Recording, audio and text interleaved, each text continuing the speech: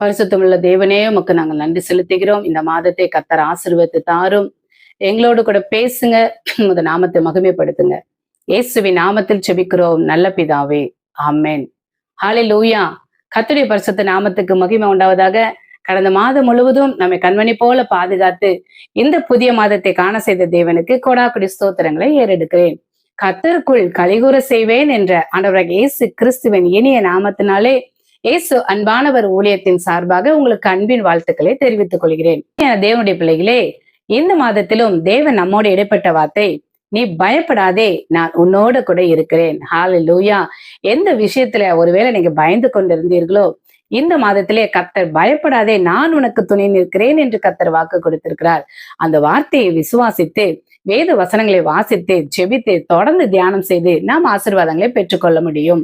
ஏசாயா 41 10வது வசனம், நீ பயப்படாதே, நான் உன்னுடனே கூட இருக்கிறேன். திகையாதே, நான் உன் தேவன். நான் உன்னை பலப்படுத்தி உனக்கு சகாயம் பண்ணுவேன். என் நீதியின் வலது கரத்தினால் உன்னை தாங்குவேன். ஹalleluya.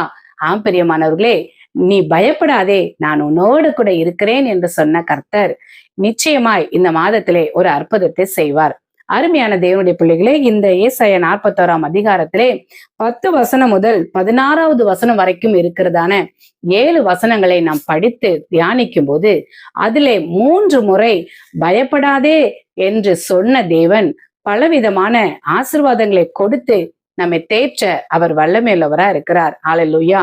ஆம் பிரியமானவர்களே, இங்கே பயப்படாதே என்று சொன்ன கர்த்தர் யாரை குறித்து எங்கே சொல்லப்பட்டிருக்கிறது என்று நான் வாசிக்கும் போது ஏசாயா தீர்க்கதரிசியின் மூலமாக தீர்க்க தரிசனமாக சொல்லப்பட்ட ஒரு வார்த்தையா இருக்கிறது.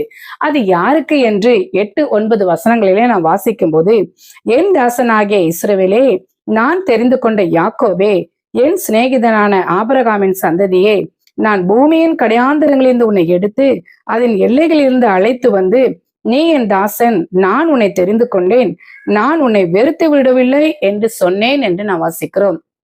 ஆம் பிரியமானவர்களே, ஆபிரகாமின் சந்ததியாகிய யாக்கோபை பார்த்து தேவன் இந்த வார்த்தையை சொல்லுகிறார்.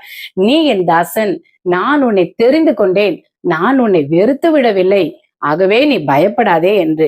அருமையான தேவனுடைய பிள்ளைகளே, பயப்படாதே என்று யாக்கோபை பார்த்து கர்த்தர் சொல்லும் போது அவருடைய வாழ்க்கையில பயந்த சூழ்நிலைகள் உண்டு என்பதை நாம் இதன் மூலமாய் அறிந்து கொள்ள முடியும். ஹalleluya.